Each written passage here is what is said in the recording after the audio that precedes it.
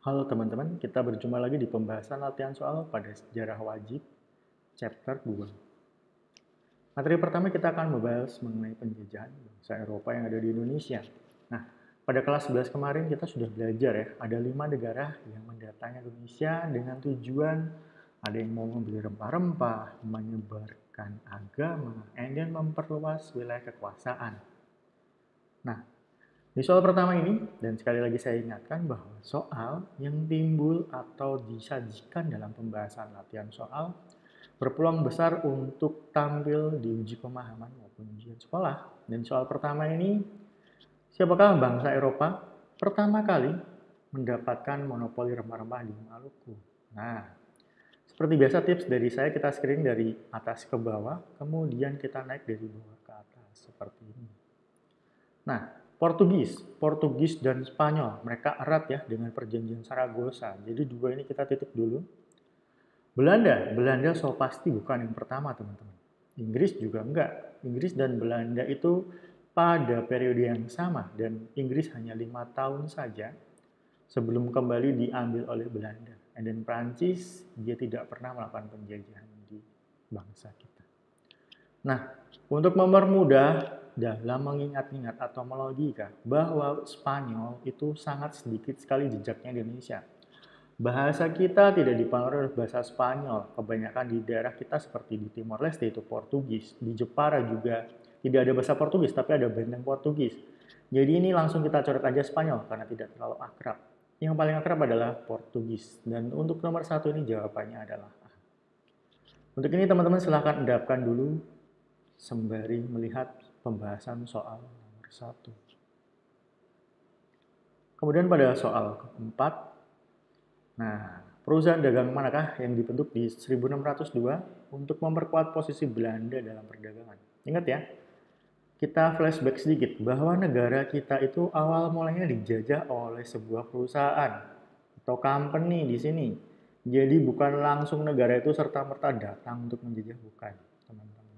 Nah, dari sini teman-teman pasti sudah tahu karena sudah kita bahas sebenarnya dibahas beberapa kali di pelajaran sejarah bahwa yang pasti adalah VOC yang pertama kali menginjakan kaki dari perwakilan Belanda untuk mendapatkan rempah-rempah di bumi pertiwi kita. Seperti itu teman-teman silahkan endapkan sembari melihat pembahasan soal nomor 4. Kemudian di soal nomor 6 teman-teman, nah tadi kita lihat ya Portugis pertama rempah-rempah, tapi mereka menitip beratkan upaya pada apa sih? Nah, berbeda dengan Belanda yang tadi dibantu oleh VOC untuk memperkuat kedudukannya. Nah, pada Portugis mereka untuk melakukan akulturasi atau pengakraban dengan warga sekitar, mereka melakukan apa yang disebut dengan 3 prinsip penjelajahan. Teman-teman pasti masih ingat dengan 3G ya kan? Gold, Glory, and then Gospel. Nah, dari sini kita sebenarnya sudah bisa melihat teman-teman apa jawabannya. Tapi seperti biasa kita scan dari atas ke bawah, dari bawah ke atas. Nah, penyebaran agama kita titik dulu. Kalau rempah-rempah so pasti, tapi kan enggak, titik beratnya bukan di situ. Pendidikan mereka tidak memberikan beberapa pendidikan yang layak teman-teman. Eksploitasi so pasti iya. Jadi ini bukan poin yang dititik beratkan, walaupun tujuannya juga rempah-rempah. B dan D identik, so pasti ini langsung salah. Nah, meningkatkan infrastruktur juga tidak teman-teman. Oke? Jadi jawaban yang pasti adalah A. Kenapa? Karena dia bagian dari gold, glory, dan prosper. Dia ada di bagian ketiga.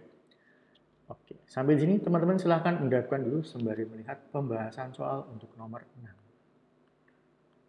Selanjutnya di soal nomor 14, apa yang menjadi tujuan utama penjelajahan samudera oleh bangsa Eropa? Nah, kita berangkat dari peristiwa yang ada di Konstantinopel di mana terjadi perang salib. Kemudian Turki Ottoman yang memenangkan perang, dan mereka menutup jalur perdagangan darat atau jalur sutra atau the Silky Way yang menghubungkan antara Asia dan Eropa. Kemudian terjadilah penjelajahan bangsa Eropa di mana mereka mencari apa?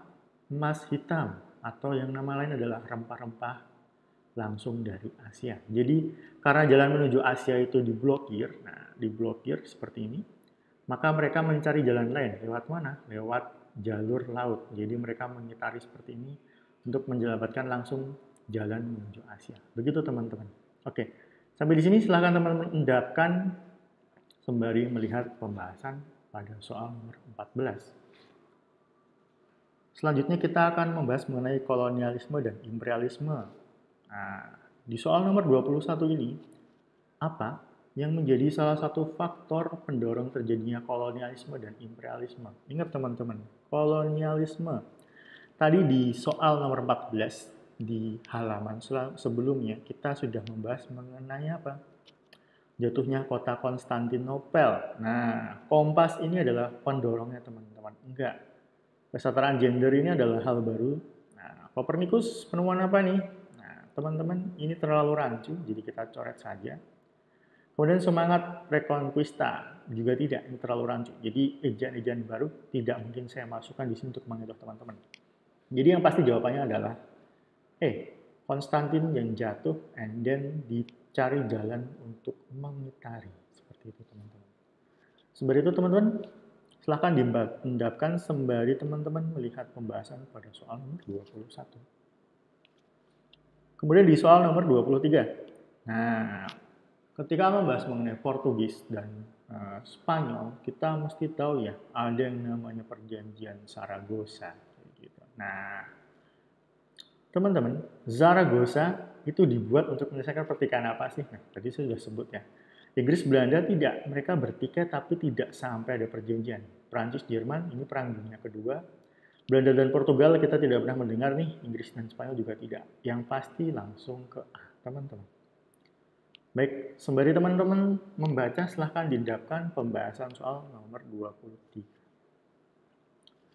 Kita lanjut di soal nomor 33. Salah satu akibat, ingat ya, akibat sosial dari kolonialisme. Apa sih teman-teman? Yang pasti teman-teman, kita cari di sini adalah hal yang negatif. Kenapa? Karena kalau akibat dari kolonialisme itu pasti dampaknya jelek teman-teman. Dan seperti biasa kita scan dari atas ke bawah, kemudian dari bawah ke atas. Nah, kita lihat teman-teman. Mobilitas sosial yang rendah. Nah, apakah sebelum kolonialisme itu mobilitasnya rendah? Iya. Namun setelah adanya kolonialisme, mobilitas itu tinggi. Jadi kita coret setelah gender, enggak. Kolonialisme tidak merubah bahwa yang ada namanya emansipasi. Jadi kita coret. Kemudian stratifikasi atau pembatasan atau sekat-sekat sosial. Nah, ini make sense, kita titik dulu. Perkembangan kesetaraan ekonomi jelas tidak. Karena di sana yang kaya berpeluang untuk menjadi makin kaya dan yang miskin akan tetap miskin. Kesetaraan politik jelas tidak. Nah, di dalam penjajahan Belanda kita tahu bahwa terdapat politik ras kulit. Nah, di sini masih titik cuma satu, jadi langsung saja jawabannya adalah C pada stratifikasi sosial antara penjajah dan penduduk asli.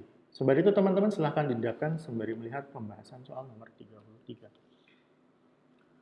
Kemudian kita masuk di poin selanjutnya, pendudukan Jepang di Indonesia. Nah, Jepang ini adalah negara yang terakhir menjajah Indonesia sebelum kita mengumumkan kemerdekaan atau memproklamirkan kemerdekaan. Nah, di soal nomor 41 ini, apa sih yang jadi alasan Jepang datang ke Indonesia di Perang Dunia Kedua? Aslinya kan mereka nggak ke sini nih. Kenapa ke sini?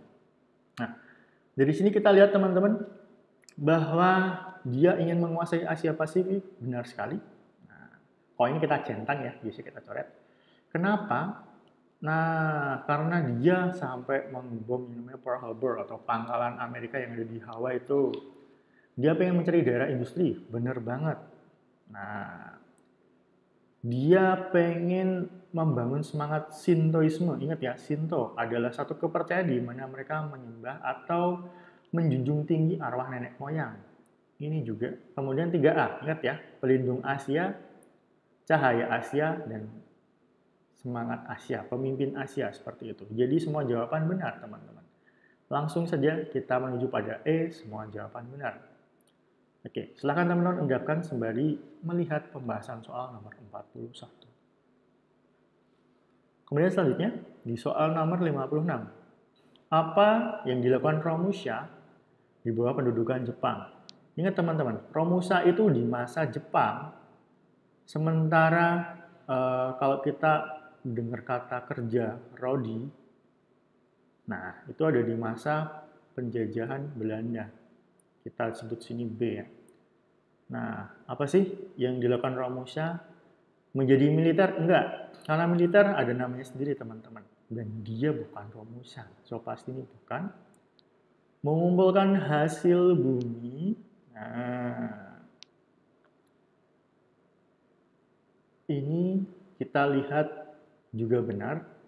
Kemudian pengerahan rakyat untuk membantu negara Jepang benar. Nah, tapi di sini kita lihat teman-teman kerja paksa yang sistemnya sama dengan kerja Rodi. Nah, ketika dia dipekerjakan tanpa dibayar, berarti jawaban ini otomatis kita anulir. Kemudian kita anulir. Karena yang paling mendekati adalah hal yang negatif ya. Mengingat ini sangat amat negatif. Nah, berarti kita temukan juga dengan hal yang negatif juga. Jadi, Romusha sama halnya dengan kerja Rodi, teman-teman. So, pasti ini sudah langsung tidak. Jadi, kita menuju kepada jawaban D. Nah, kita ulangi sekali lagi, teman-teman. Jadi, untuk militer Jepang, mereka punya angkatan sendiri, hasil bumi. Nah, ini ketika mereka dibayar, tadi kita sempat centang, karena ini berkemungkinan. Kemudian pengerahan tenaga untuk membantu rakyat Jepang. Nah, ini masih dibayar. Nah, ketika kita melihat di sini kerja Rodi ini sama dengan Romusha, berarti ini sangat amat negatif. Jadi, jawabannya so pasti adalah D. Gitu. Baik, sembari itu teman-teman silahkan didaftarkan sembari melihat pembahasan nomor 56. Kemudian terakhir, di soal nomor 60, apa yang menjadi salah satu dampak pendudukan Jepang bagi ekonomi di Indonesia? Bidang ekonomi kita apa sih yang paling terlihat gitu? Nah, munculnya kemiskinan, make sense. Berkembangnya tradisi kerja bakti, gotong royong, oke. Nah, perekonomian dikuasai dengan Jepang oleh sistem ekonomi autarki dan kirosi kerja bakti. Nah, ini juga kita titik, semua jawaban benar, enggak, karena ada jawaban yang salah. Berarti ini enggak, dan ini enggak. Oke, kita masuk di 3 poin A, B, dan C. Nah, kita melihat sendiri teman-teman, bahwa apa yang menjadi dampak dari perekonomian ketika pendudukan Jepang di bidang ekonomi. Nah, kalau dampak ini ketika ada 2 hal yang menurut kita ini hampir sama, jadi kita breakdown satu-satu teman-teman. Nah, di sini disebutkan bahwa di bidang ekonomi, nah walaupun di kemiskinan ini disebutkan, tapi dia tidak langsung dampak pada ekonomi. Walaupun ini negatif ya, kita bisa jadi pilih ini gitu. Oke, tapi ini kita titik dulu, karena tapi di sini ekonomi. Nah, kita titik lagi. Kemudian di B, tradisi kerja bakti. So jelas ketika kita bahas ekonomi, dia tidak ada jawaban yang berbau ekonomi. Ini kemiskinan berbau, ini perekonomian berbau. Jadi yang jawaban ini B kita anulir. Jadi kita udah dapat 3 nih. B, D, dan E kita coret sebagai salah. Nah, kita tinggal A dan C nih. Nah, ketika kita melihat seperti ini ya, menjadi salah satu dampak pendudukan bidang ekonomi. Nah, ketika bilang kita seperti ini, bahwa kita bisa memilih satu hal yang berhubungan atau berbau sama dengan hal ini, yakni ekonomi. Jadi jawaban paling aman adalah C. Kenapa? Karena di sini ada sistem juga yang dijelaskan. Jadi dampak itu lebih ke arah sistemik teman-teman. Jadi di sini soalnya sedikit rumit ya, karena ini aplikatif. Jadi jawaban yang paling masuk akal adalah C. Dan silakan teman-teman hendakkan sembari melihat pembahasan di soal nomor 60. Dan berikut teman-teman untuk pembahasan soal sejarah wajib di chapter 2. Semoga bermanfaat dan sampai jumpa.